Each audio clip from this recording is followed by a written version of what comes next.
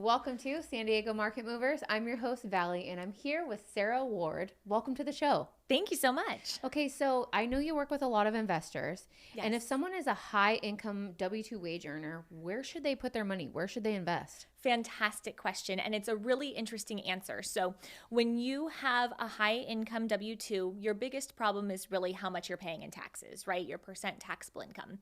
So when you're looking for an investment strategy, you're weighing, out-of-state investing, long-term rentals, stuff like that. So if you have just a standard rental property, you're going to take a loss on that property for the first 10 years. And it's because of depreciation and stuff like that. We don't need to go that deep. But all of those losses on long-term tenants are considered passive income losses. So you can't subtract those from your W-2 gain.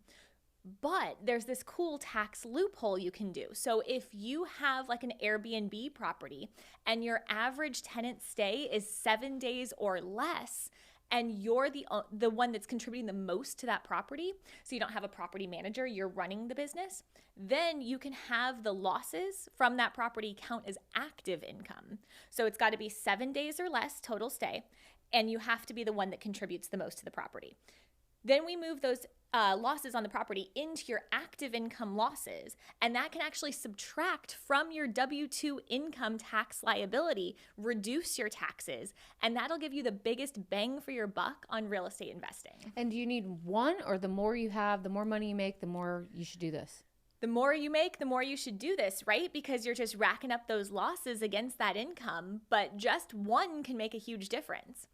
And if we want to get a little more complicated on it, you can actually do what's called a cost segregation strategy, and you can front load even more of your depreciation, take a bigger loss in year 1 or year 2, and have a huge tax savings. So if you have like a particularly big year, like maybe you get RSUs and your company's doing really well, then buying an Airbnb, doing a cost segregation strategy, front loading that depreciation, writing it off against your active income, suddenly your tax liability goes way down in year 1. That's amazing. Let me so much information that people need to know and utilize this. No one wants to pay taxes, right? So use 100%. this strategy.